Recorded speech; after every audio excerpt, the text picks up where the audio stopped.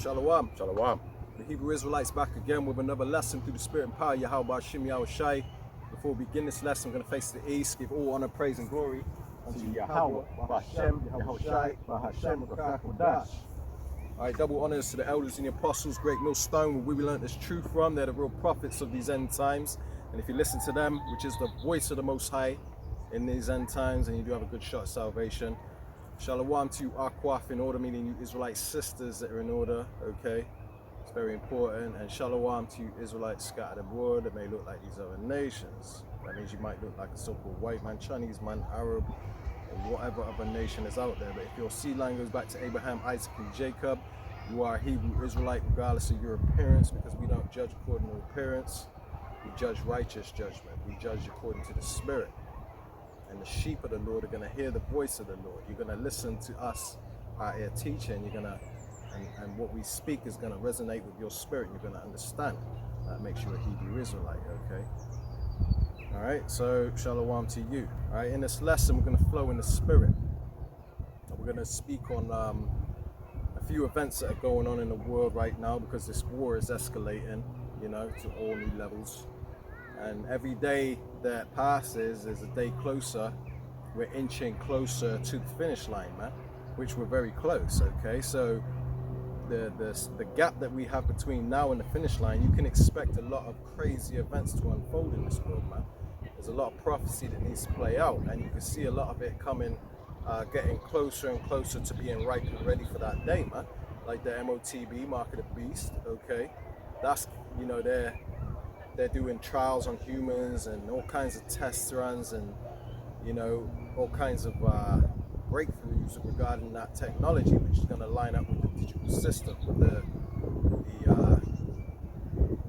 what they call it, the system of all things, or the internet of all things, I think they call it. Yeah. But yeah, it's going to line up with that, you know, their towers, their death towers, they're popping up everywhere, 5G, you know. And, you know, it's all coming together just in time for that great moment of the Lord's return, man. The war is escalating. You know, you got a lot of false prophets being exposed, a lot of people dropping out, getting kicked out, all kinds of things going on, man. But we're going to speak briefly about this draft, because it's come out now that they're talking about drafting men mainly, but they're talking about now how they're probably going to draft the women too, okay? Now, I haven't seen any scriptures that talk about women going to war and all that. So we'll see where this goes. But nevertheless, there is talk of women being drafted into war, man. And, you know, these women these days want to talk about how, you know, they're equal to men, and, you know, they're jacked up on this westernized mindset of feminism and all that. Anything that a man could do, they could do better, you know, hear me roar, and, you know, Miss Independent, you know. We about to find out. Yeah, we about to Can find. you do better? That's it. We about to find out. You know, and we ain't gonna feel sorry for these women, because if they get drafted into war, that's the meat grinder, man. You ain't coming back. You're coming back in a casket, okay? You're gonna die in that war. Okay, because the scriptures talk about how men are going to die in large numbers from the war and famine, because it's all going to coincide with each other. It's all going to take place around the same time. When things kick off in the society, will be the same time when that draft is really taking place, because right now there's talk about it, but people haven't officially received a letter in their mail, in their post, saying, all right, this is the date, or they haven't been snatched up in you know, army vans in the street or whatever. People walking by, and a man, and then army people in the army fatigues just come and snatch you up off the street, right? Put a gun in your hand and send you on the front lines. That hasn't happened yet. I mean, it happened in Ukraine. It is reported that soldiers in Ukraine are kidnapping men off the streets in broad daylight, just taking men off the streets, throwing them in vans, and forcing them on the front lines to fight. Now, this is alleged. We do not know this for fact, but imagine how these men must feel. Imagine.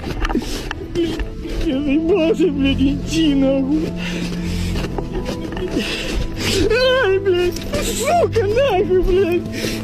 Ёбаный, блядь, своими, блядь, хуйню, блядь, довели, блядь. И я должен тут, блядь... Ukraine is basically a microcosm or foreshadowing what's coming to the rest of the world, man.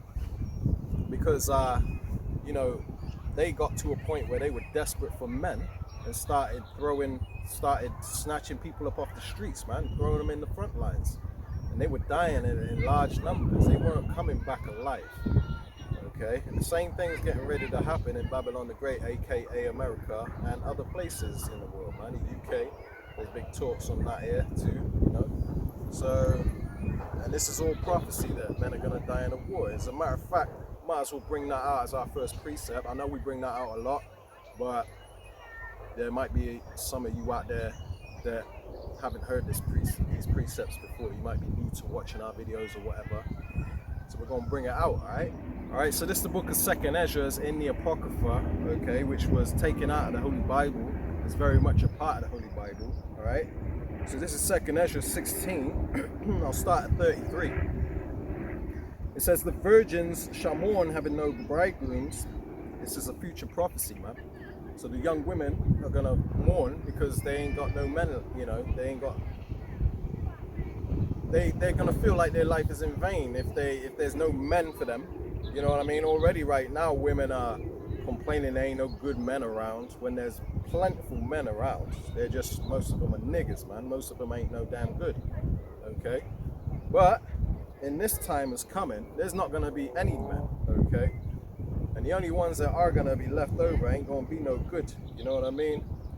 Apart from the elect that are gonna be preserved, you know. But the few men that are around, if any, they ain't gonna be no good, man. Okay. So the virgins shall mourn having no bridegrooms, no future husbands.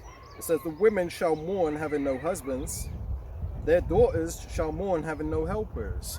There ain't gonna be no men to help you women. You know, and you women are gonna admit you need a helper during that time. That's why you're gonna mourn that you ain't got a helper. You ain't gonna say I can do it all by myself during that time. The Lord is about to take feminism out of the world, man. An evil spirit. The Lord's about to correct everything. And it's not gonna be an easy correction. It's gonna come with a lot of heartache, bloodshed, and misery, man. Okay? It's the only way, because this world is too far gone. Esau Edom messed everything up, man. Every aspect of society is jacked up, turned upside down. It says, in the wars, pay attention, in the wars shall their bridegrooms be destroyed, and their husbands shall perish of famine. So the bridegrooms, the men, are going to be destroyed in the wars. And anyone left over is going to basically die of hunger. People are going to die of hunger or war, man. Okay? There's plenty of precepts we could back that up with. You know, we might bring out a couple for edification's sake. But that's what's coming to this earth. The Bible says it. That's what's written. That's what's going to happen. Men are going to die in these wars, man. And you can see right now that this prophecy is unfolding. For all you scoffers that think that the Bible is full of crap, what you got to say now? We've been saying this for a long time what's coming, and everything has come to pass or is coming to pass. Now it's being made manifest, man. You know? What does it say in Habakkuk 2? I'll quickly bring that out, okay? Because right now, everything we've been speaking about is talking. It's speaking loud and clear. You can see it happening now, man. All right, so this is the book of Habakkuk, chapter 2, verse 3. It says, for the vision, talking about these prophecies that we've been speaking about, war, men getting drafted and dying in the wars, you know, shortage of men out here. For the vision is yet for an appointed time, which that time you can see is right now. It says, but at the end it shall speak and not lie. It's speaking loud and clear now. It said in the Bible that this would happen. It says right here, I'm reading it, man. It says that what we've been speaking about, what we've been prophesying about is going to speak loud and clear in the end, okay? So all you people that, you know, thought the Bible was full of crap, you might want to second guess that now, man, if you ain't already. It says, at the end it shall speak and not lie. It says, though it tarry, it seems like it's taking a long time. Wait for it will surely come. It will not tarry. His word ain't gonna go out void, man. You know, the scriptures say, my word shall not go out void, you know, but it shall accomplish that which I, you know, whereto I sent it, I believe, something like that, roughly paraphrasing, you know. So if it's written, it's gonna happen, and you can bank on that, man. Okay. Yeah, so like my brother was just bringing out, you know, this time that we're coming into is a time of war. We all understand that. Stevie Wonder and Ray Charles can see that it's a time of war, right? The scriptures even talk about it, right? There's a time for everything. I'm going to bring out the book of Ecclesiastes, chapter 3, and I'm going to start at verse 1. It says, to everything there is a season and a time to every purpose under the heaven. Meaning there's a time for everything, right? It says, verse 2, a time to be born and a time to die, a time to plant and a time to pluck up that which is planted, right? So we understand, like, even when it comes to seasons, we understand, like, in the winter, you're not going to start planting crops because chances are you ain't going to get any yield from that because they ain't going to grow. But during the springtime, when everything's new and reborn, that's when your best chances are of planting and getting a good crop, right? It says verse 3, it says a time to kill and a time to heal, a time to break down and a time to build up, right? So this is the time that we're coming into where it's a time to kill. Like, there's going to be a lot of death. A lot of people are going to be dying in the wars, right? It said there will be a time to heal, but that time isn't yet, right? We have a time to break down and a time to build up. It's the time is breaking down this kingdom and this wicked way that we've been brought up in under the vibration of Esau Edom, you know. And then when you know everything's said and done, that'll be the time to build up, right? Not you have your Israelite camps that are talking about building Israelite communities. Like, this ain't the time for that. You know, we're about to be about to be in a time of war, right?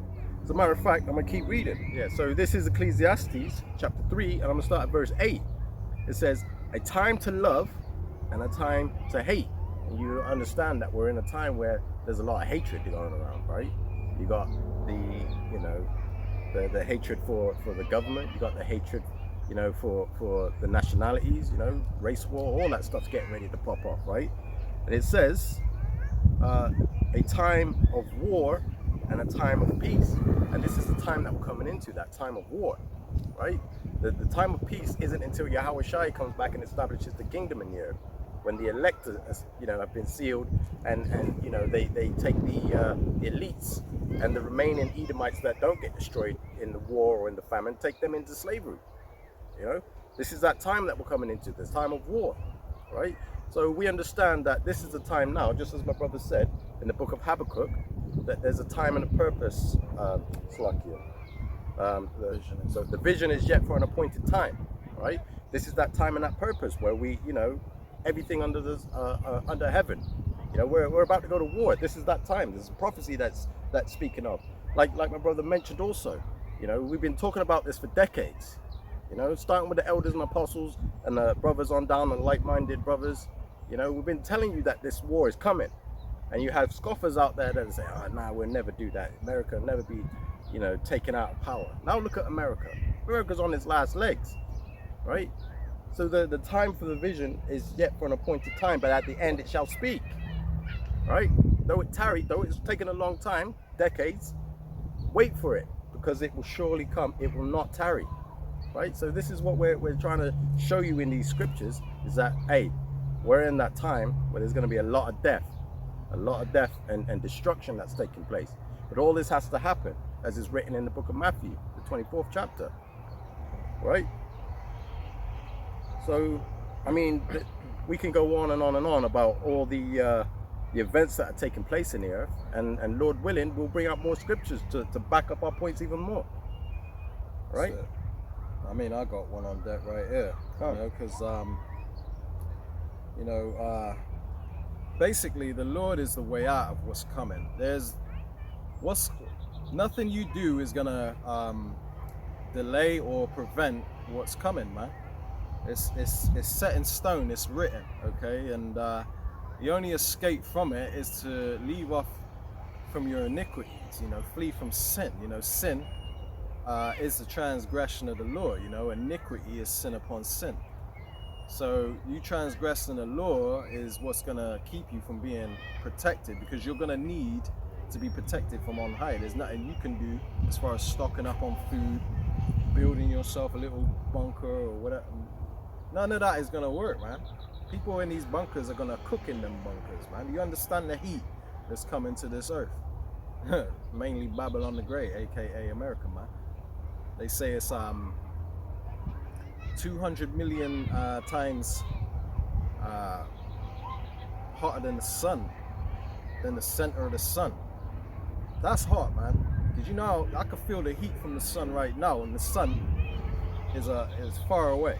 That's all I'm gonna say, man. It's far away, and you know, I can feel the heat of the sun right here. And you know, it's to the point where if it was any closer, it'd be unbearable. You know what I mean?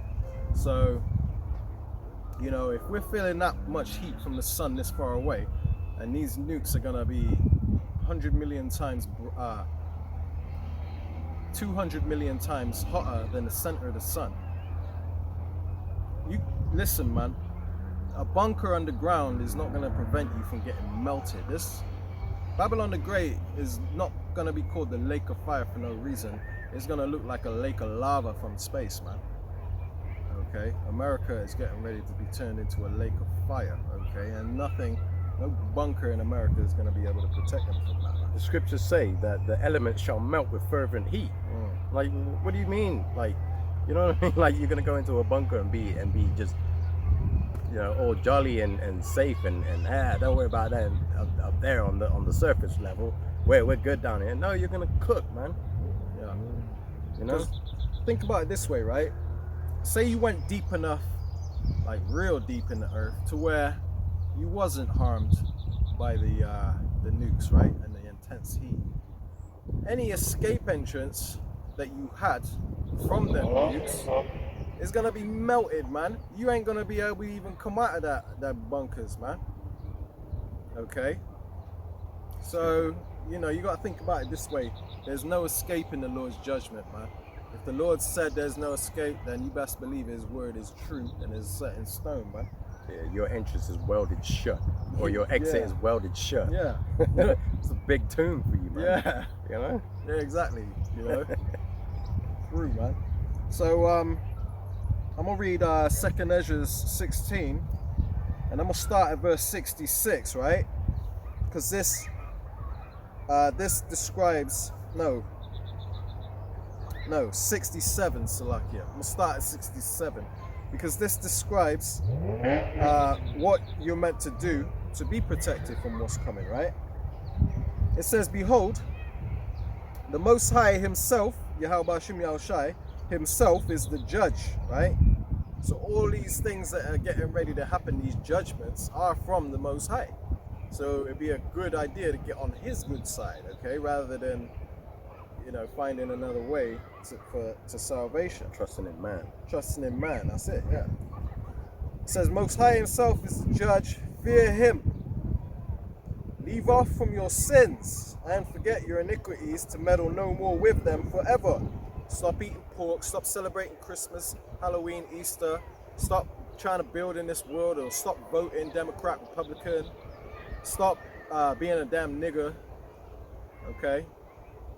Stop upholding feminism or transism, I'll put it that way. All of that stuff that this world promotes, okay? Stop upholding that, okay? Flee from all of that. That ain't the right way. It says to leave off, forget. It says, "And forget your iniquities to meddle no more with them forever. So shall the Most High Yahweh Hashem Yahushai lead you forth and deliver you from all trouble." All trouble. Because we're entering into a time that the Bible calls Jacob's trouble. And it's going to be a terrible time for you sons of Jacob, man, you Israelites, okay? So-called blacks, Latinos, and Native Americans, man. Because you're the poor in this society, and you're the number one target of Esau Edom. Everything he does is weaponized against you psychologically, physically, and spiritually, okay? Now, this man has basically waged war on you, and because he knows who we are.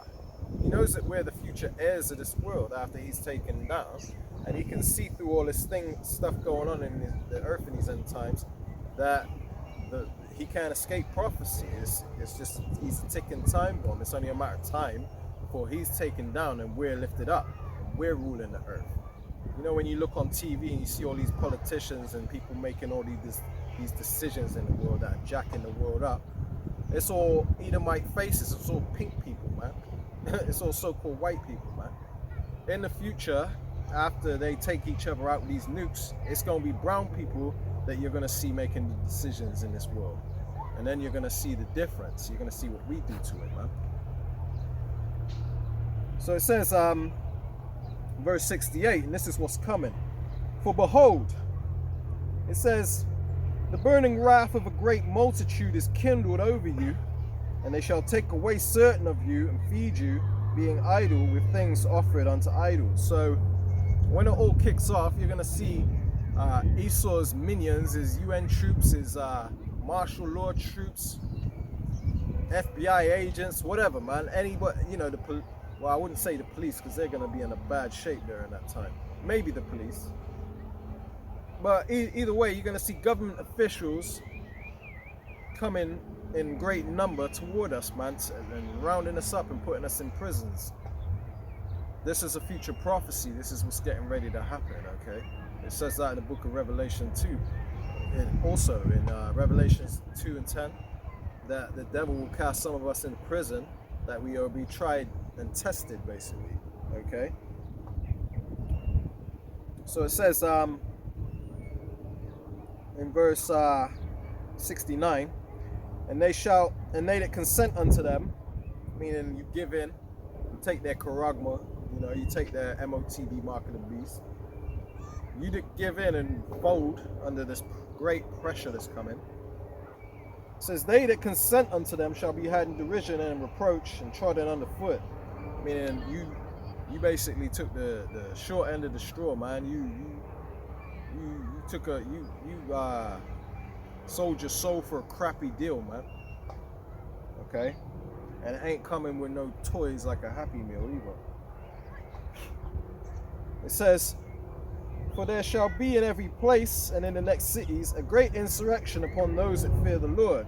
So you people that stand for righteousness to say to hell with your NWO agenda, I'm not taking your mark of the beast. I'm not bowing down to the society and, you know, becoming a part of your system. You know, I'm not taking part of your digital currency system that you're setting up. The WEF are setting up.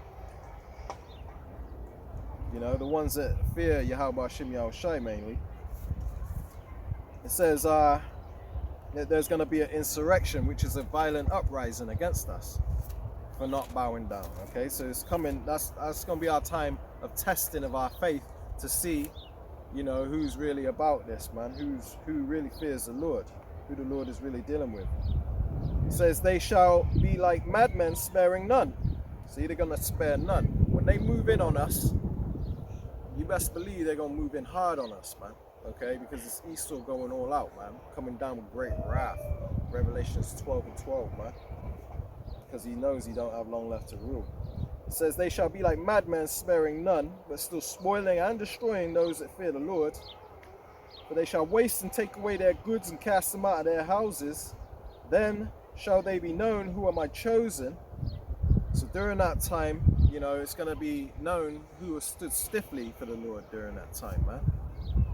And it's going to be known who had the right prophecies, man. When they start charagmaing you all up, man, giving you that digital all, you know what I mean? That MOTB. It's going to be known who are the Lord chosen, who the Lord was really dealing with.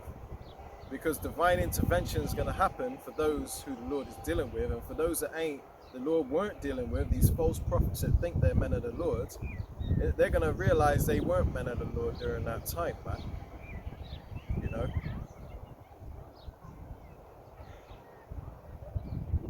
So verse 73, 2nd Ezra 16 and 73, then shall they be known who are my chosen, and they shall be tried as gold in the fire, tested. Okay? Hear, O ye my beloved. The beloved is them that the Lord is pleased with. The Lord is dealing with of the nation of Israel. Hear, O ye my beloved, saith the Lord. Behold, the days of trouble are at hand, Jacob's trouble. It says, but I will deliver you from the same. So the Lord is delivering those who he's protecting. And that's what you're going to need in these end times. So if you to be of the elect, you have to first take heed to the prophets. You have to listen to the voice of the Lord, man. And then you have to do what's instructed, which is to repent, clean up your ways, and be born again, man. Seek meekness and righteousness, man. It says, be ye not afraid, neither doubt, for the Most High is your guide, Yahweh Hashem Yahushai, and the guide of them who keep my commandments and precepts, saith the Lord power. So the ones that the Lord is going to protect is the ones that are keeping his laws and his precepts, man, keeping the commandments. And if you think that when we tell you that you're not supposed to eat pork, and then you try to twist scripture and use scriptures that you learned in Christianity to try and justify eating pork, then you just keep doing what you do, man. Let the ignorant be ignorant, as it says in First Corinthians 2:14 or something like that. I can't quite remember. But the scriptures say, let the ignorant be ignorant, man.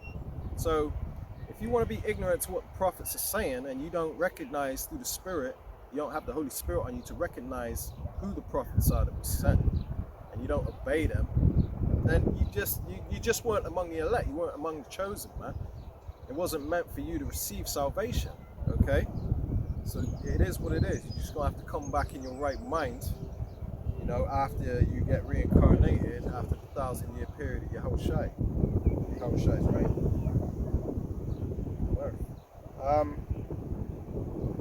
Read verse 76 again. It says, and a guide of them who keep my commandments and precepts, saith the Lord power. Let not your sins weigh you down, and let not your iniquities lift up themselves. So there's coming a time where, you know, the martial law troops are gonna move in on us, and it's gonna take divine intervention for us to be protected from the times that we're coming into, man. This is why Esdras said, woe is me, because he had a vision of, he had a vision of the times that we're living in now and what's coming, basically, man. And he understood reincarnation, knew he was going to be here during that time, in this final generation. And he was like, who's going to protect me in that time? Because there ain't no other escape. Like, what am I going to do? Like, woe is me, who would deliver me in those days, he said. Because he knew that he was going to need divine intervention to protect him for what's coming, man. When there's no food anywhere, what do you think you're going to eat? You really think you're going to go out there and start hunting quail and all that? Come on, man. You're living in a fantasy. That ain't as easy as it may seem, man. And for you people that might be able to do that, you know, you might have a bit of hunting equipment or whatever, a ghillie suit or whatever, you know, that ain't gonna protect you forever. You might be able to eat a day or two here and there, but eventually prophecy is gonna prevail. You people that flee to the mountains, scripture say you're gonna eat your own blood, and eat your own flesh and drink your own blood, man. That's the type of judgment that's coming. There ain't no escaping in the wilderness and thinking that you're gonna escape the Lord's wrath, man, because what's coming is of the Lord. That's why scripture said in verse 67, behold, 2nd Ezra 16 and 67, behold, Yahweh Hashem Yahushai himself is the judge. Fear him. Alright, so don't trust in yourself. Don't trust in your ability to hunt or whatever, or survive in the wilderness, build a shelter and all that. Fear the Lord. It says, leave off from your sins and forget your iniquities, to meddle no more with them forever. So shall the Most High lead you forth and deliver you from all trouble. Okay, and that's the point I wanted to get at, man. You're going to need the Lord, and you're going to need divine intervention and miracles from the Lord in order to be saved from what's coming, man. Alright, I'm going to drive it home right now with the book of Isaiah chapter 59 and verse 19, alright? Because this proves that we're going to need divine intervention, and that divine intervention is going to happen for those that the Lord's protecting, all right, during that time of Jacob's trouble. So Isaiah 59 and 19. So shall they fear the name of Yahweh, Bahashim Yahushai, from the west, and his glory from the rising of the sun. So this is what's happening right now, you know. People are coming into finding out the true name of the Lord, and they're fearing that name by reverencing that name, okay, exalting that name, and not saying that it don't matter what you call him. They're not calling him Most High and Christ blessed. They're fearing the name of the Lord, man. All right, they're not taking it as a joke and making mockery of it, okay, because they truly fear the Lord, the true God of Israel, the Yahweh Bahashim Yahushai. They fear him, all right.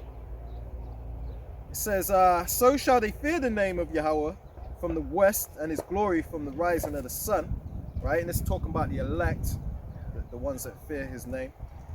It says, when the enemy shall come in like a flood, Jacob's trouble, you know, the burning wrath of a great multitude that is kindled upon us. They'll be like madmen, sparing none. All them precepts I just brought out, man.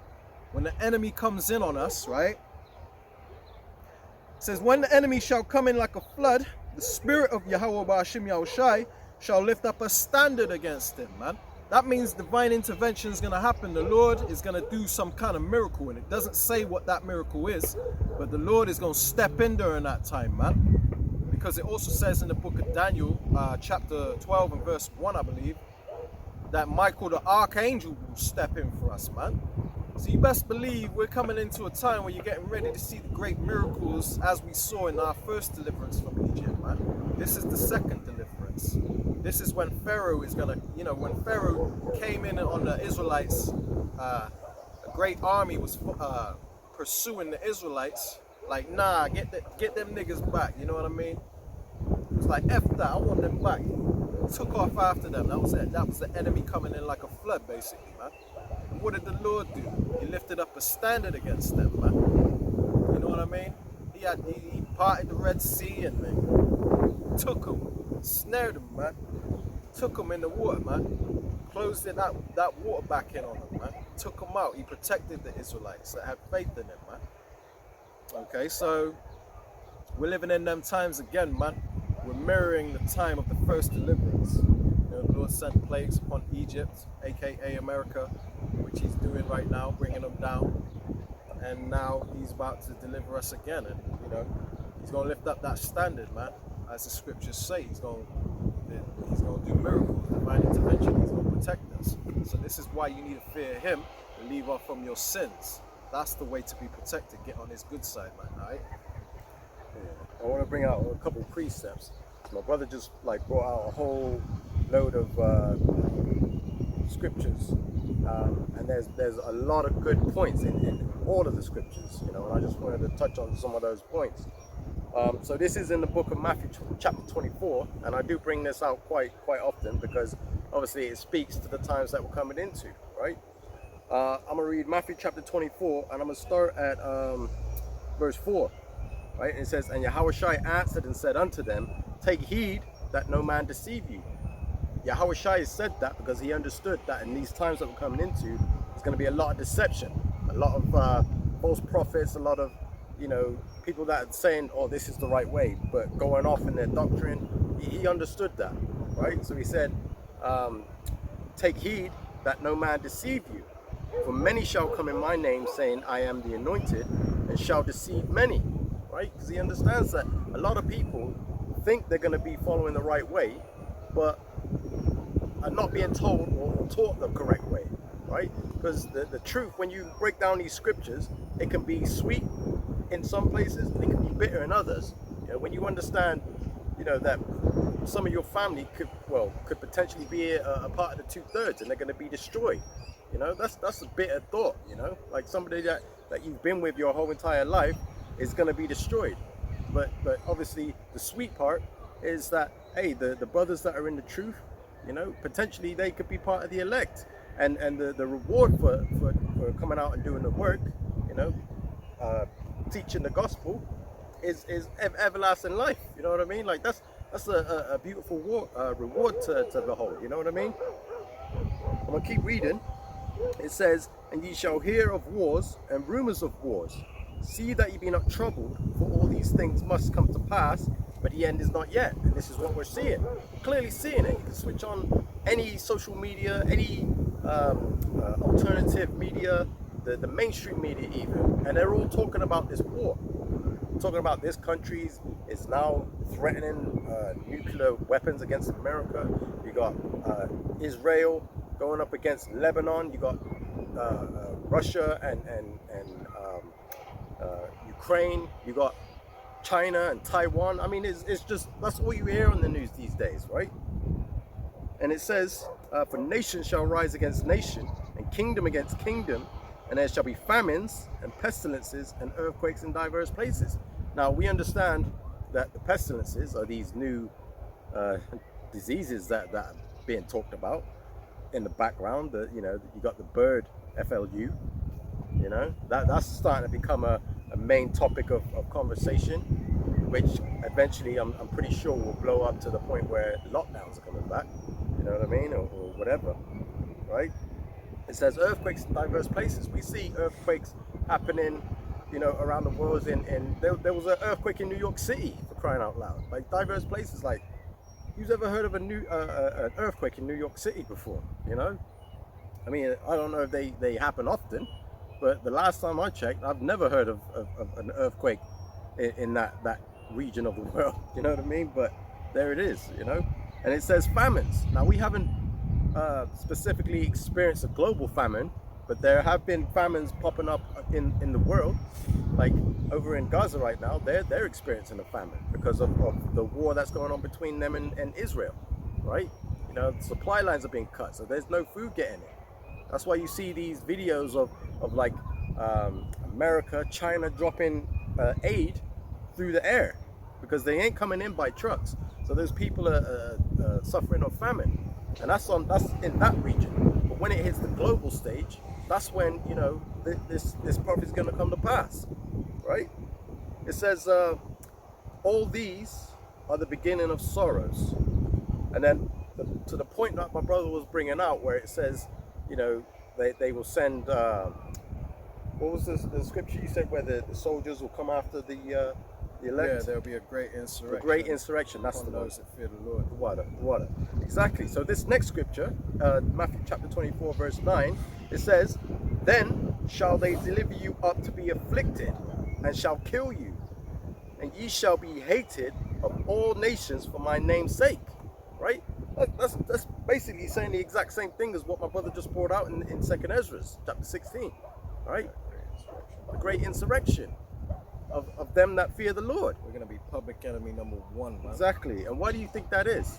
It's because Esau understands, if we come back into our righteousness, we're fulfilling prophecy, and the prophecy with us coming back into our rightful position means the end of him, and he doesn't want that. So if you were in a position of power, right, and there was a threat, like if you think about, like, I don't know, the Game of Thrones series, whenever there was a new child that was born that was in the position to take the throne, the king would always try and take out that child, because they don't want to lose that power seat. And that's exactly what Esau's thinking. I'm not saying that's you know, a storyline in Game of Thrones. I'm just thinking Game of Thrones because of that time period, you know. But yeah, and that's what it says. Also, it's set up by the Lord because it's the time of our testing, us being tried, you know, to see who's going to bottle it and chicken out during that time, man. Yeah, see who's going to endure to the end, you know. Yeah, and that goes into the next scripture. This is verse 10. It says, and then shall many be offended, and shall betray one another, and shall hate one another. Right? That's a future prophecy. You know, you're going to understand that people that you thought were close to you are going to betray you. People that you thought, hey, this brother's solid, this sister was solid. Nah, that, you know, it was all an act. You know, you're going to figure that out. And these people in these other camps, when they see us keep rebuking them and bringing out their wickedness and folly, a lot of them are gonna turn on us too, thinking they're doing the Lord's work, because they think that they honestly think that we're not the Lord's people, man. That we're just hating, we're jealous or whatever, man. Yep. Verse 11 says, many false prophets shall rise and shall deceive many. Basically what my brother just brought out. It says, because iniquity shall abound, the love of many shall wax cold. And you'll start seeing that cold spirit being set on people in the earth. You're going to see like a lot of evil happening in the earth. You're going to see a lot of, you know, wicked events taking place, you know. Because sin shall abound. Iniquity is sin. So because sin is on the rise, so the love of many is going to wax cold. Meaning, you know, like, for instance, these unrighteous decrees, inflation, you know, the price of things going up, the cost of living crisis, man, that's to do with iniquity too. And that's on the rise. So you're going to see people getting more desperate for money. So crime is going to be on the rise. Exactly. That's just an example. And in verse 13 it says, but he that shall endure unto the end, the same shall be saved. So the key there is endurance. You have to endure. So you can't turn around like these Christians like to say, I'm saved already. What have you been saved from? We're still in the land of our captivity. We're still under the, you know, Esau Edom still got his foot on our necks. You know, we ain't saved yet. You know, you could turn around and say, oh, you know what? When all hell breaks loose, you could turn around and say, this is not for me.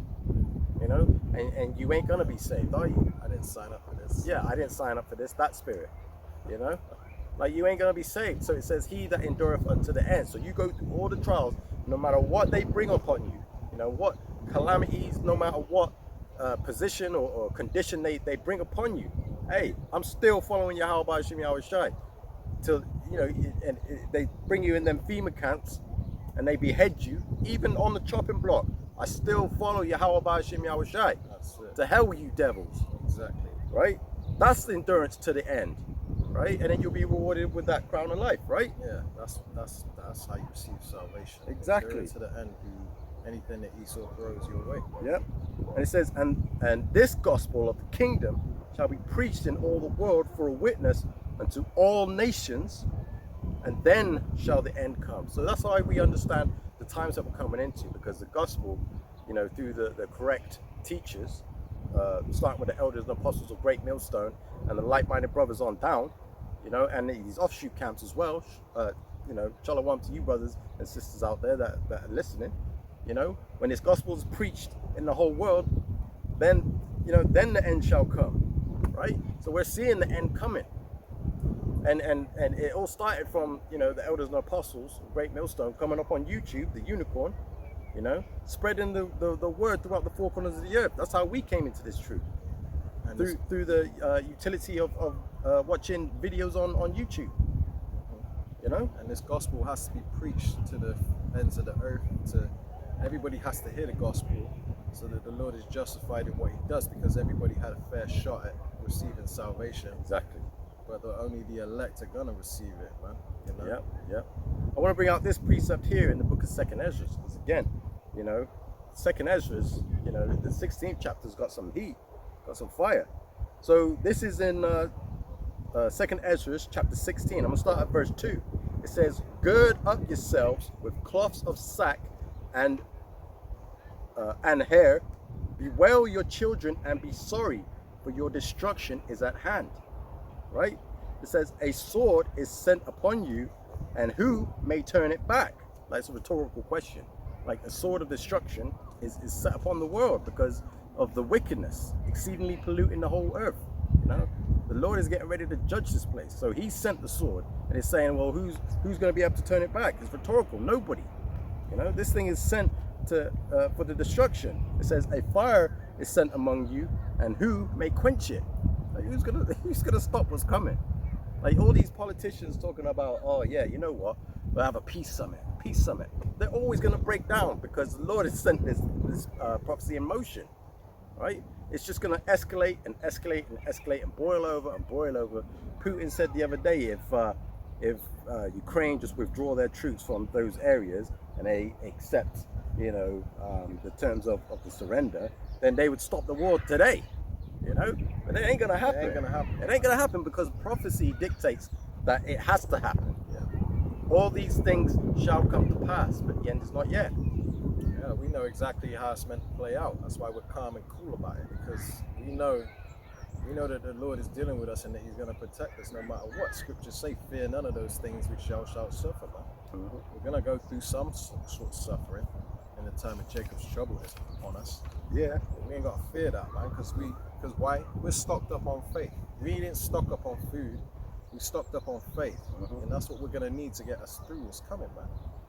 Yeah, and then you got the book of Judith, the 5th chapter, you know, in the Apocrypha, and it talks about, you know, I won't read it, I won't go into it, but it talks about when, you know, the Israelites, the enemy, when they understood that the Israelites were in order and following the commandments of the Lord, that the Lord was fighting for us, right? They understood that.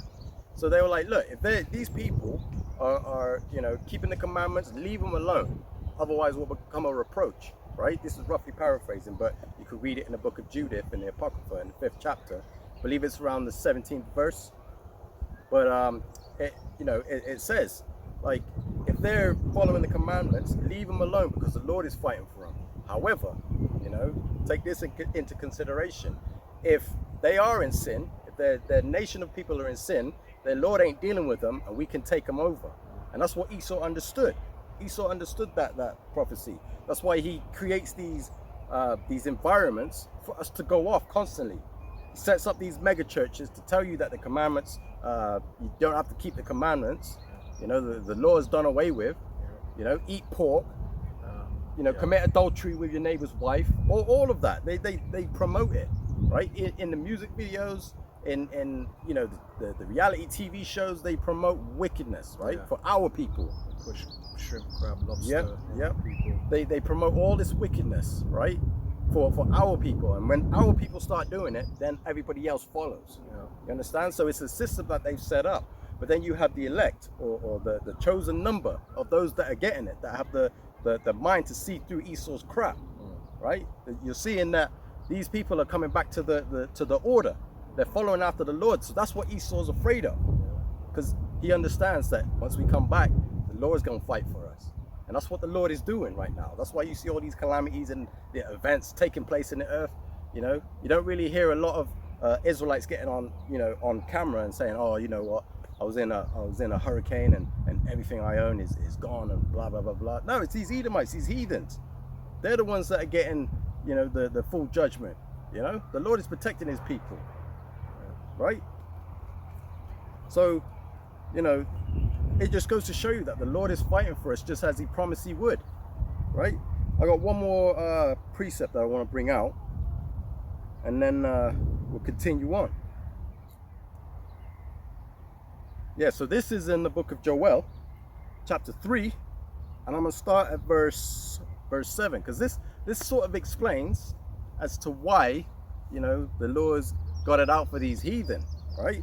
So this is Joel 3 and 7. It says, behold, I will raise them out of the place whither ye have sold them, and will return your recompense upon your own head.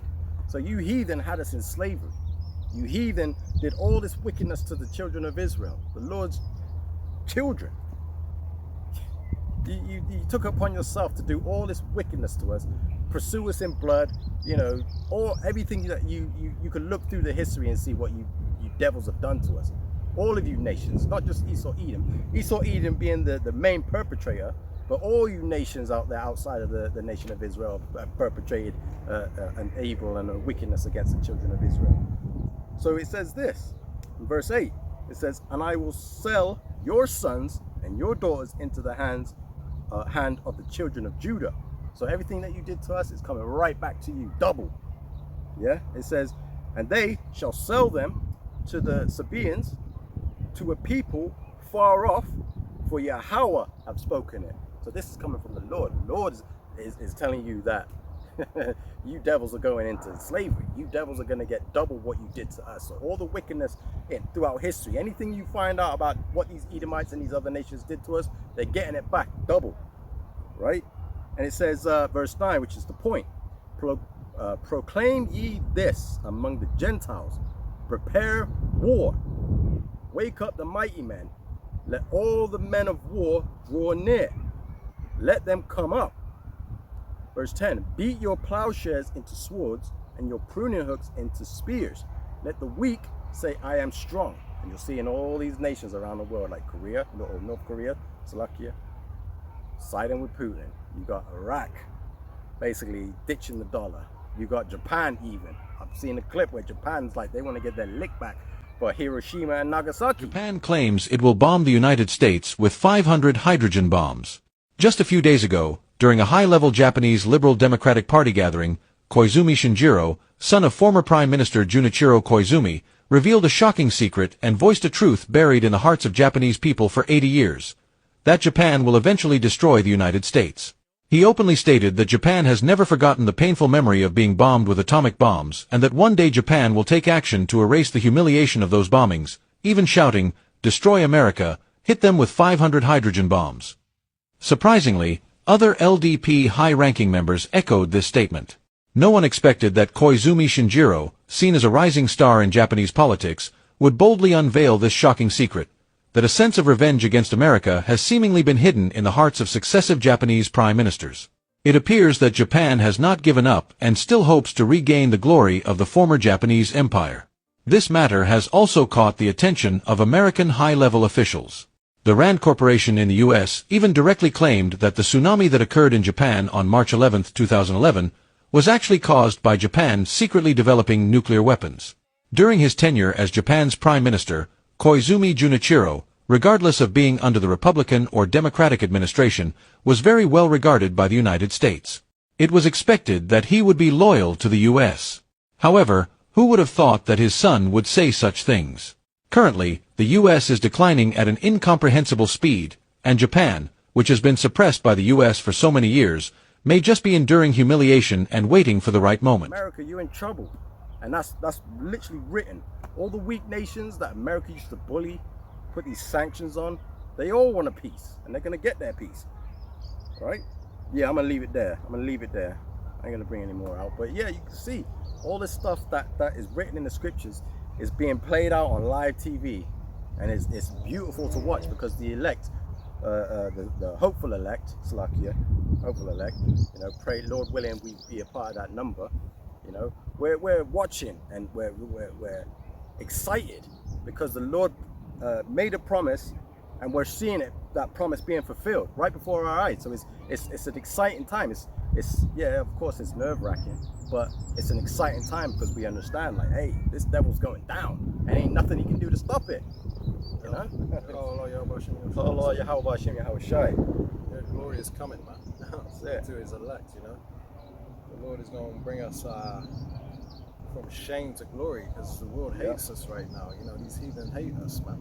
And this is what salvation is. You know, the Lord delivering us from all them that hate us, delivering us from our enemies, man. So, I'll just quickly read Job chapter 8:22. It says, "They that hate thee shall be clothed with shame, and the dwelling place of the wicked shall come to naught." So these devils are living nice right now. They got the fatness of the earth, man. That's going to come to nothing, because the Lord said that he allowed them to build, but in the end he's going to throw down. And we're in that time where the Lord is about to throw down everything that they built, or we built for them, should I say. You know what I mean? It's like the Lord said to the Edomites, hey, yeah, build that sandcastle. And they were sculpting it, making it look nice. Of course, about to kick you, right? Yeah. When they're about to put a flag on the top of the castle. Yeah. Get out of here. Thought you were gonna build? Thought you were gonna feel quiet this better. Yeah, man. You know, all them that hate us are gonna be clothed with shame, man. And that's all you heathen, all you racist damn demons out there, okay? You know, bought into the propaganda of Esau when he showed you video after video of us looting. You're all on what's it, PPV Tahoe on Instagram. Yeah. That man hates us. But all he does is focus on making us look bad. And you got all these devils in the comments just going crazy. Yeah, you black people, they want to take us off the earth. You know, there's gonna be race war, man. Because during that time when the system collapses, there ain't gonna be no police to protect us, you know, our people, from the hands of these devils, man. Yeah, like just thinking of that, like there was that devil that traveled to Atlanta to shoot up that concert, to basically provoke and start a race war. That was his main goal, because they understand. Now imagine the society's collapsed and there ain't no police. You know, there's these devils out here that are aching to take their shot at Jake. You know what I mean? So, but that didn't prosper because it ain't the time. It ain't the appointed time. Exactly. But that time is coming because it just shows the spirit that these devils are in there, man. They're itching to get our hands on us, to test out their guns on us, man, because they got guns and they're itching to use. They just been sitting on the shelf collecting dust. You know, all they could do is go to the shooting range and shoot. But what they collecting guns for, man, it's because they're itching to use them for what Esau is itching to use his blessing, man. Yeah. And this man lives by the sword. He lives to murder. The thief cometh not but to kill, steal, and destroy. And this is what they do. This is what they are born to do, man. They weren't created to be righteous. The Edomites are our enemy. They're always gonna be. Ain't no rehabilitating these devils. They hate your guts. But they're gonna come to shame, like I said, like it said, Job 8:22. They that hate thee shall be clothed with shame, because when they realize that they've been deceived and they were hating the very people that the world needs. I don't know if you've seen that movie Insurgent. There's quite a few of them, and it represents the elect, the chosen one, right? And that became public enemy number one. Like, everybody hated the insurgent, not realizing that that was the very one that was destined to bring peace to the earth. And that's the elect of Israel, man. You so-called blacks, Latinos, and Native Americans, man. You know, you're the people of the Lord, you're the Lord's children, and all them that hate us, when they realize that they were hating the wrong people and that they were deceived, they're going to be clothed with shame, man. When they see that the Lord was dealing with us and not them, you know? I mean, it even backs it up in, I might as well bring this out in Wisdom of Solomon, man. Because the book of Wisdom of Solomon, chapter 5, it basically says that, you know, it backs that up. It says that that's what's going to happen, right? So Wisdom of Solomon 5:1. Then shall the righteous man stand in great boldness before the face of such as have afflicted him and made no account of his labors. So basically, the so-called blacks, Latinos, and Native Americans that are looking like hate preachers and racists because we're saying that the white man is the devil that the Bible's talking about. He's the nation of Edom, you know, most of them, you know. And, you know, we look like racists and hate preachers, right? But we're standing in great boldness. We don't care about what people think of us. We're telling you to your face that you are the devil. You're going down. The world was created for our sakes, and that we're taking it back. The world was given to the hand of the wicked, pursuant to Job 9:24. The Lord gave the world into your hands so you can destroy it. But it's all to fulfill prophecy. He was only meant to rule for a short season, and your season is almost up. So now we're declaring that in great boldness. But what does the scripture say? It says that we're the righteous, regardless of how it looks. We're the righteous. Then shall the righteous man stand in great boldness before the face of such as have afflicted him, these devils, man, and these heathen, and made no account of his labors, because we built up everything, and they don't give us credit for the things that we brought to this earth, man. They love to lap it up and enjoy what we brought to this earth, because Esau has the fatness of the earth, and he's an unappreciative bastard. He's a niggard, okay? But they don't give us credit for what we brought to this earth. It says, when they see it, meaning when they see us rising upon our feet and declaring their downfall to their face, basically, great fear is going to fall upon them that see us, man. When they see it, they shall be troubled with terrible fear, and shall be amazed at the strangeness of his salvation, because they thought white Jesus was going to come and they already got heaven here on earth, the fatness of the earth. They have the best land everywhere. They got so-called white privilege everywhere. You know what I mean? They can do whatever they want in this world without fear, right? While we have to live in their strange land and abide to their effed up laws and be told to quit complaining. All right? So when they see the strange, it says, when they see it, they shall be troubled with terrible fear, shall be amazed at the strangeness of his salvation, so far beyond all that they looked for, because the Lord he's coming back as a so-called black man, and he's coming back in a way that you never expected. It says, and they repenting and groaning for anguish of spirit shall say within themselves, so this is going to be the thought of these devils when they see the day of the Lord, this was he, these black bastards, the ones that they hate, that they're going to be ashamed in the end for hating us, right? This was he whom we had sometimes in derision and a proverb of reproach. These black bastards all over World Star Hip Hop, looting, shooting each other, destroying their communities. You know, all the things that they say, right?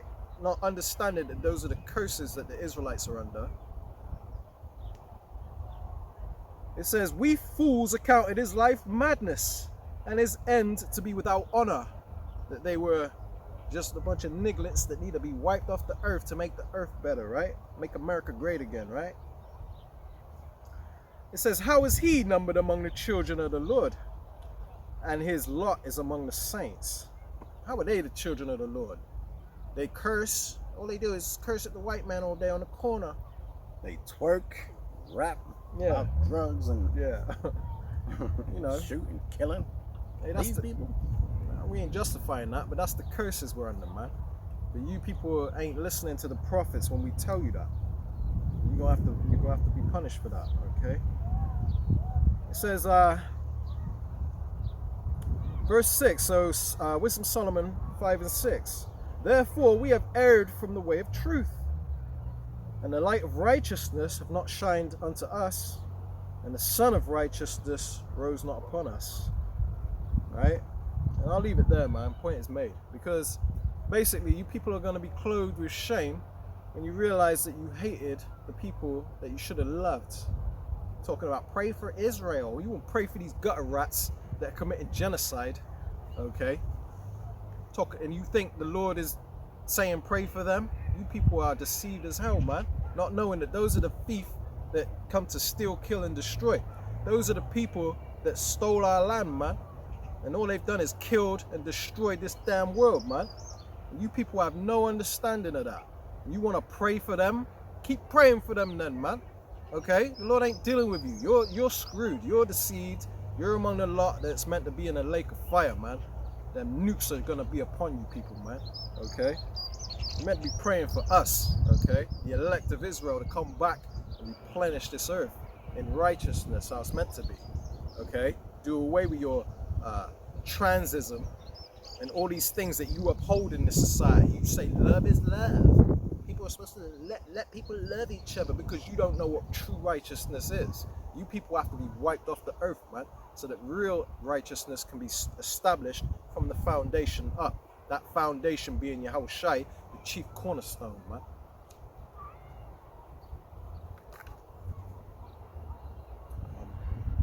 Yeah, precept, You got a precept. yeah.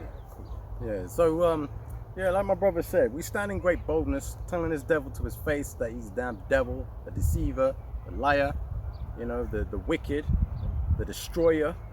You know, we don't hold back, man. We telling you to your face, you're a damn demon.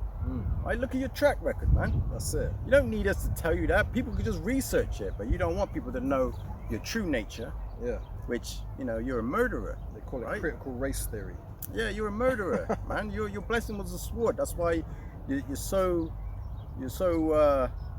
surgical with how you attack people. You got these predator drones that you fly from, like you got a little trailer out the back, and there's a guy in there on a computer, and he's blowing up people, blowing up kids, you know, from miles away in the comfort of his own little office while he's eating Cheetos With a little Xbox controller. Yeah, with a little Xbox controller, you know, or PlayStation, whatever. But you got this is Esau Edom. Robot dogs. Yeah, robot dogs, strategical with his weaponry because that was the blessing that he was given. He's got the fatness of the land, so he's in all the best places. And we're just telling you, hey, this is who the devil is, right? But we've been commanded by our heavenly power, Yahweh Ba'Shem Yahushai, to come out here and warn the people, tell the people of who you are. So there, yes, yeah. So you're aware, right? It says this is the book of Ezekiel, chapter 33, and I'm gonna start at verse 7. It says, "So thou, O son of man, I have set thee a watchman unto the house of Israel.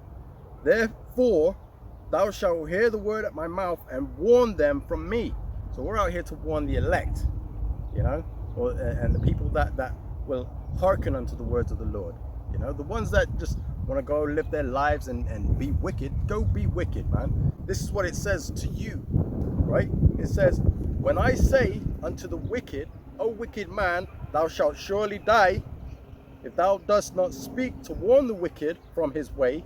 That wicked man shall die in his iniquity, but his blood will I require at thine hand. So we're out here telling you, we're warning you, giving you the warning, like this is the devil. Don't join unto this devil, man. Don't follow any of his ways. Don't take the micro C hip. Don't take his juice, his snake venom, right? Don't believe this man, right? If you want to, go do that, then by all means, go do it. But if we're not out here giving you the warning, then your blood is on our hands. So we're out here giving you the warning. And what does it say if we give you the warning, right? It says, verse 9, nevertheless, if thou warn the wicked of his wicked way to turn from it, if he do not turn from his way, he shall die in his iniquity, but thou hast delivered thy soul. So, hey, we're giving you the warning. You don't want to take it, that's on you. But we're spared from your blood, right? That's on you, right? And this is what we're saying, right? So if let's say, for example, you do hearken unto the voice of the Lord, right? This is what you can expect. This is in the book of Ecclesiasticus, in the Apocrypha, the book of Sirach. This is chapter 2, and I'm going to start at verse 1. It says, my son, if thou come to serve Yahweh Ba'ashem Yahweh Shai, prepare thy soul for temptation, because you are going to go through some temptations, because the Lord is testing you, right?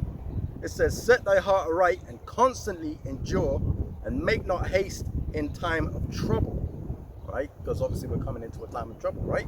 It's that season. It says, when it gets bad, don't have that nigger spirit, or, I didn't sign up for this. Don't have that spirit. Just endure. Whatever the Lord brings upon you, just believe that the Lord's got you, right? Because he does, if you have faith, right? It says, cleave unto him and depart not away, that thou mayest be increased at thy last end. The amount of times I've gone through trials and tribulations in my life, and I've just stayed strong to the Lord, and the Lord's delivered me through it and put me in an even better position than I was prior. The amount of stories I've got, to confirm that. That's why I stay wholeheartedly true to this word and true to following the Lord exactly how he's commanded me to do it, to be a humble servant, and Lord willing, I'll do that until the end, right? It says, whatsoever is brought upon thee, take cheerfully, and be patient when thou art changed to a lower state.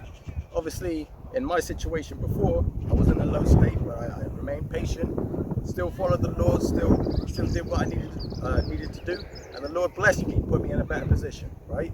But what this is potentially also going into is a time of trouble, because we're going to go through hell. We're going to be kicked out of our own homes. We're going to be put in these FEMA camps. We're going to be on the run. People are going to be trying to kill you, hurt you. You're changed into a lower state, but have patience. That's what the Lord is testing. He's testing for that fine gold, right? It says, for gold, this is verse 5, for gold is tried in the fire, and acceptable men in the furnace of adversity. It says, believe in him, and he will help thee. Order thy way aright, and trust in him. That's the key, right? It says, ye that fear the Lord, wait for his mercy, and go not aside, lest ye fall. Right? Because if you decide, hey, I didn't sign up for this, I can't deal with this, this is too much, you're going to go back into the world and you're going to ultimately be destroyed. Probably even worse, because you understood the truth and you went back into the world.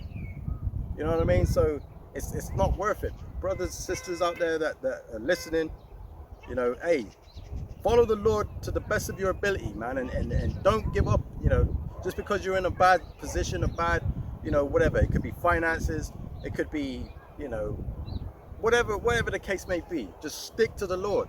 Don't go your own way, because you will always fail. Right?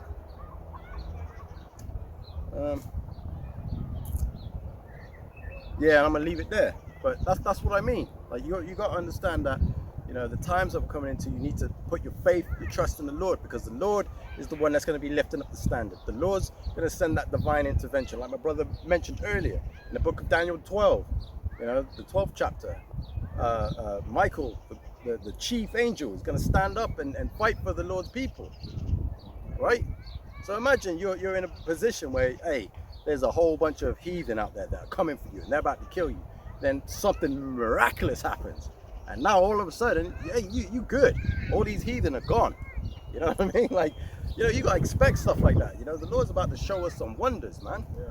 And it's exciting because it's like, yo, I could actually, like, I'm gonna be I'm in a time, I'm alive where all these miracles are about to happen. The Lord is gonna show us His true power.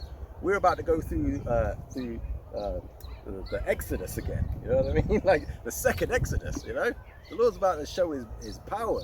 But obviously, we got to stay in the faith. We got to stay strong. We got to trust in the Lord, have the faith, and believe that He is going to do what He said He's going to do. You know. So, yeah, man, it's like times. Because the elect are going to have faith, you know, but and they're going to be protected because of their faith. But these other people, these heathen and these false prophets and the people that the Lord ain't dealing with, they're not going to have faith during that time, man. You know. Yeah, and I would say as well, just to add on to that, is, you know, you look at how the you know, these camps are teaching. Like, what are they like? How are they preparing you for the times that we're about to come into? Right? What are they telling you?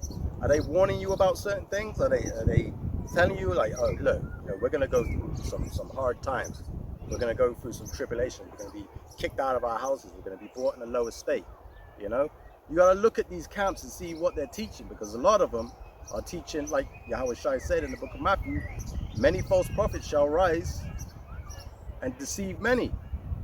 Right? So if they're telling you, oh, you know, the micro C hip is spiritual. It's spiritual. Yeah, it ain't the physical charagma, the incision. No, it's spiritual, or it's sin. Hey, be very mindful of that, because that's very important. Because the scripture in Revelation chapter 13 says it's going to be it's going to be forced on everybody. Forced, both small, great, rich and poor, free and bond, receive a mark in their right hand. Revelation chapter 13 and 16 on down, right? But then in the book of Revelation, the 14th chapter, it explains that if you accept it, you're going to be cooked in the presence of the angels and the Lamb. You're going to be cooked. So you need to be very specific, like what the actual truth is relating to that MOTB and the micro C hip. You know, you need to be very sure that your congregation or the camp that you're following is teaching you about that. Can't stress that enough. You know, teaching you the true name as well, because the name is a strong tower and the righteous runneth to it. They're telling you the name isn't important. They're taking the Lord's name in vain. Hey, either way, the elect ain't gonna be deceived, man. Yeah.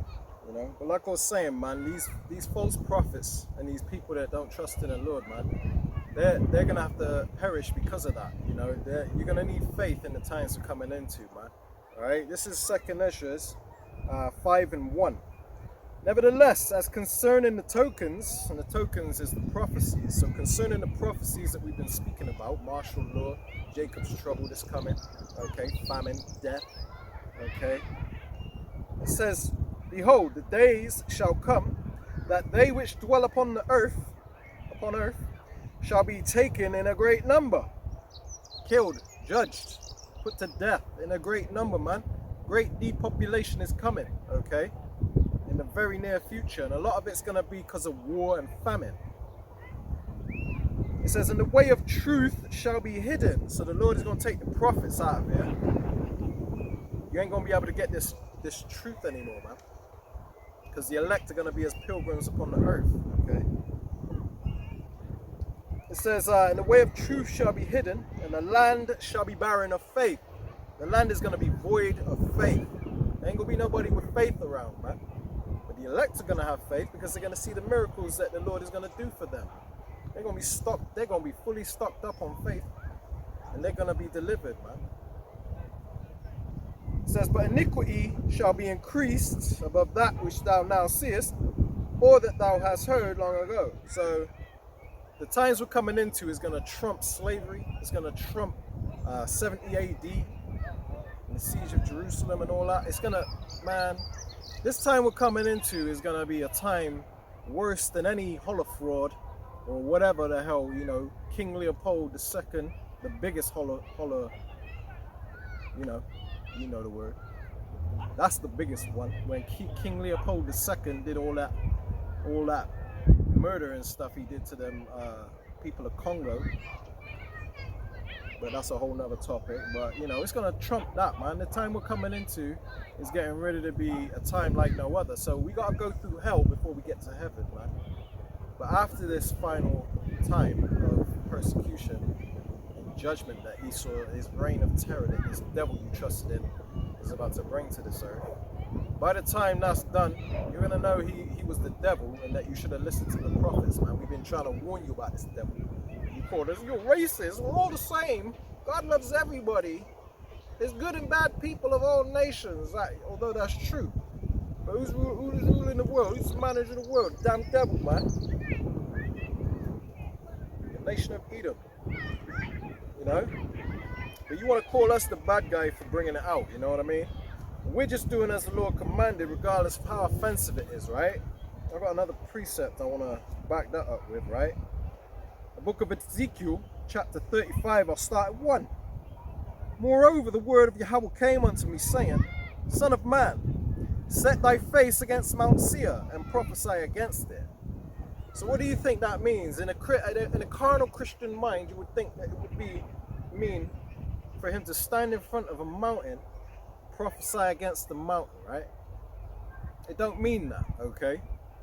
The true prophets are here with the true understanding to tell you what that means.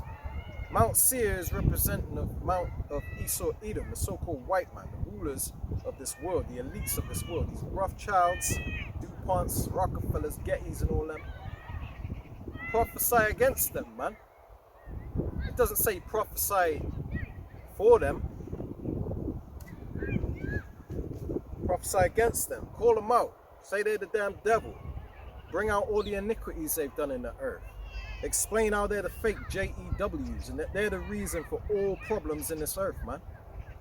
And tell them their future, which is prophecy. Prophesy against them. But you lot say, oh, you're always getting on the so-called white man. You always, why don't you try loving your enemies? You know, you don't understand. Why would we love the devil, man? Turn the other cheek. Turn the other cheek, yeah. Yeah, turn the other cheek, slap, backhand, both of them. But the enemies is talking about loving is the enemies of our people, man. And we're showing them love by bringing them the truth, okay? Now it says, I'm going to read it from the top again. Moreover, the word, Ezekiel 35 and 1, for those that, you know, might be just tuning in. It says, moreover, the word of Yahweh came unto me, saying, Son of man, set thy face against these damn devils, Mount Seir, and prophesy against it. We ain't with you, we're against you, and the Lord is against you, right? It says, and say unto them, the people of Mount Seir, these devils. It says, thus saith Yahweh power, behold, O Mount Seir, you so-called Caucasians, I am against thee, and I will stretch mine hand against thee, and make thee most desolate. So the Lord is getting ready to judge you by the way of thermonuclear fire, man, and make you most desolate. He's about to bring you so low, you won't even be recognizable, man. It says that in Isaiah 4, chapter 14. As thou become as weak as we, they shall narrowly look upon you and consider, saying, is this the man that made a world of wilderness? This damn devil? These are the people that ruled over us and destroyed the world? These cave beasts? The Lord about to reduce you to the point where you're unrecognizable, man. And that's when the world is going to have true peace. That's when we're going to be rejoicing, man. It says, and I will lay thy cities waste, and thou shalt be desolate, and thou shalt know that I am Yahweh Bahashem Yahushai. We've been proclaiming the name of the Lord that's going to do this to them, and you're going to watch it play out. Okay, it wasn't Yah, it wasn't Yahuwah that did this. They're steady, these people that are coming under these other names, they're steadily trying to join hands with the heathen. Say that all nations can make it, man. They ain't got the truth. The Lord ain't dealing with them. He didn't reveal his name to them because they don't have the truth. They don't possess the light. They speak not according to this word, man. There's no light in them. It says, and this is why the Lord is going to judge you damn devils, man. All right, it says here, because thou hast had a perpetual hatred, meaning everlasting hatred, and has shed the blood of the children of Israel. You so-called blacks, Latinos, and Native Americans, man. They've all the times in the past where they were lynching us, feeding us to alligators, putting us in zoos. You know, African Dodger. They were putting our babies' heads through these sheets and having competitions so you could hit their head with a baseball, man. Our children, they did that too, but you people have no remorse for that. You don't care. You act like that was the past. We're supposed to just get over it and move on. To hell with you damn devils, man. Death upon all of you, okay? To hell with you. We will never join hands with you, man. Never. Because thou was out of perpetual hatred and has shed the blood of the children of Israel by the force of the sword in the time of their calamity, in the time that their iniquity had an end. Therefore, as I live, and the Lord lives forever. So this is set in stone. Therefore, as I live, saith Yahweh power, I will prepare thee unto blood. Prepare for blood, you devils, man. Going into slavery after that too. Okay? The Lord about to kill you, man. It says, and blood shall pursue thee. It says, sith, meaning since thou hast not hated blood, even blood shall pursue thee. Because you love blood, you're a bloodthirsty nation of people. The Lord is about to bring blood upon you since you love it so much. You get a taste of your own medicine, man. Alright? Because everything you did to us is coming back upon you twofold, man. We're going to repay to you double, okay? And that's righteousness, man.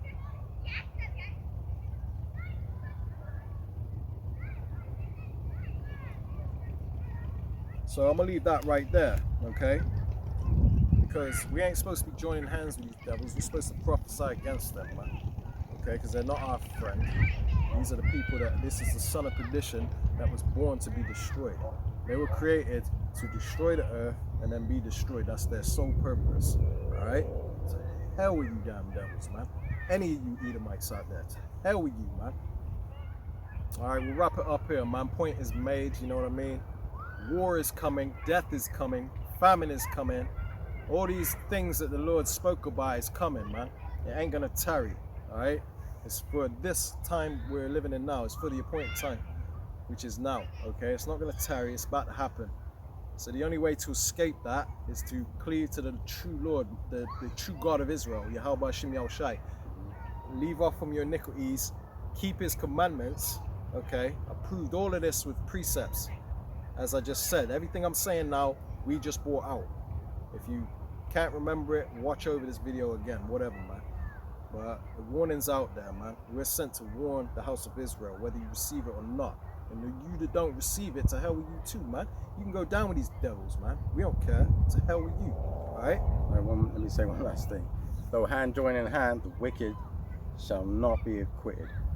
Not be unpunished, that's Unpunished. it. Yeah, the Lord won't, yeah, and that's another precept to it too. The Lord will not at all acquit the wicked, man. You ain't getting off the hook, you devils, man. I don't care if it was your ancestors. You are your ancestors coming back, man.